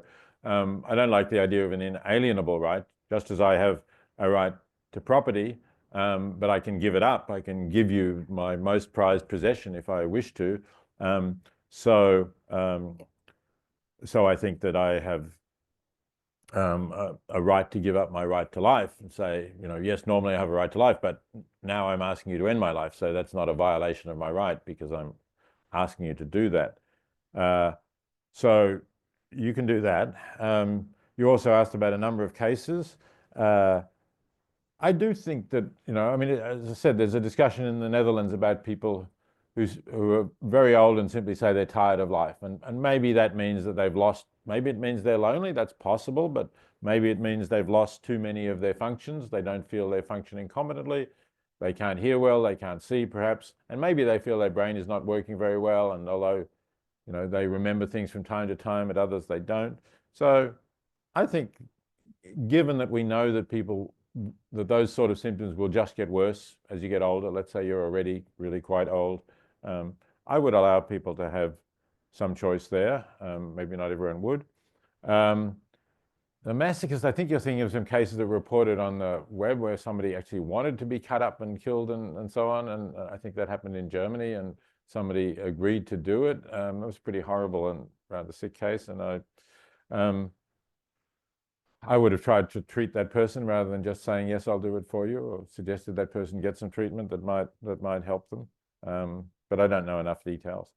In the case of capital punishment, two things here. One is, since you're talking about utilitarianism, John Stuart Mill, the famous 19th century utilitarian, who was for a short time a member of the British Parliament, gave a speech arguing for capital punishment because he thought it was better than life imprisonment for murderers. And given the conditions in British prisons in his day, it's about 1860s, I think, that may well have been true. So if the alternative is you're going to spend the rest of your life in prison because you're a danger to society, I think the murderer should at least have the option. I don't really support capital punishment, but I think the murderer should have the option of saying, if you're going to keep me in prison for the rest of my life, or maybe even for 40 years, I would rather die. And if the murderer makes that choice, I would allow them to do it. That's slightly different from what you then mentioned, what is the pleasure of the people in seeing the execution. I hope, again, I don't think we should encourage people to take pleasure in anybody's death. I don't like the idea of stories you get of the French Revolution when crowds would come to the guillotine as the aristocrats were being guillotined, and they would applaud as another head rolled. That seemed pretty a negative thing that is going to make society generally less good a place than it will otherwise be. Okay, the second question from the physician from Sri Lanka: do you have a right to control your body after your death? I'm inclined to think that you do if you think about this and clearly express your wishes on that matter. I think that if you don't, then if you have some strong wishes about your body, you may be worried that they won't be carried out. And so, you may not wish to give up your organs. That fact that we, even with the opting out scheme, we want to give you a chance to opt out, suggests that we do think you have the right to determine whether your organs are removed or not. In the end, while you're alive, you have that right. You might wish something particular to be done with your body. You might wish it to be given for medical research. And I think if your family says, no, we don't like the idea of medical students cutting up my loved one's body, well, they should have tried to reason with the person before they died and got them to change the permission, not simply say, we have the right to the body now that the person is dead. So I do think you have the right to control. And that relates to Rachel's question about my response to Joe. Is there ownership of our body? But this is ownership now when we're still alive, or when the organism is still alive, but we have a different person, or the person is no longer an autonomous person. If we're really getting philosophically speculative, you can imagine that there is an autonomous person inhabiting my body, but it's a different autonomous person from me. This is, there's this philosophical case philosophers sometimes talk about there's been a terrible car accident, or two terrible car accidents, and in one case, the body is still fine, but the brain is dead, and in the other case, the brain is still alive, but the body is dead. Can you transfer the still living body, assuming you have the medical ability to do this, to still living brain to the other body, and then who is it who you saved? well, I think you've saved the person whose brain it is, and I think that that person now has the right to determine what they want to do with their body. So let's say the first person was always horrified by people who got tattoos, but now the brain controlling that body says, I really love tattoos, I want to go to a tattooist. I think that's fine at that point, right? The other person who inhabited the body is dead. So is there ownership of my body? Well, I think I'm inclined to say yes, unless there is some other autonomous intelligent being who somehow takes over my body in these extreme circumstances. Great. I'm afraid that's the last round of open questions. I do want to ask you a question on behalf of an online audience, which I just saw a comment from, and Angus San, who's online. He's asked a question concerning involuntary euthanasia, Peter, which is to what extent do you think it's permissible for euthanasia, or rather for the ending of a life to be carried out on an individual who does not wish to be killed, and yet for which life is most certainly more painful than pleasurable. So there's a preference not to be killed, and yet at the same time it's a very, very painful existence. It's a net painful, net utility negative existence. What do you make of the permissibility there? That's an online question, and that's also the final question for today. Right. Well, I can refer to Mill again, because Mill famously said On Liberty, we are each the best judge and guardians of our own interests. That, of course, does assume that we're fully informed. Mill thought that you could stop a person crossing a dangerous bridge to warn them of the danger, but only they should decide whether it was sufficiently in their interest to cross the bridge to take the risk of crossing it once they knew about the risk. So I think if somebody is in pain but decides that they want to go on living, their life is worthwhile in some way, I would leave that to them. I wouldn't override it. There is one circumstance, again, this is an issue that philosophers sometimes discuss. I can think of one circumstance, at least, in which you might engage in justified involuntary killing that could be thought of as euthanasia. Suppose that you are fighting combat against vile people who you know, whenever they capture one of your side alive, they torture them excruciatingly for a long time before they finally die, and they keep them alive before they die. In fact, I've been told that there are some criminal gangs that do this with informers to deter other people being sort of undercover informers.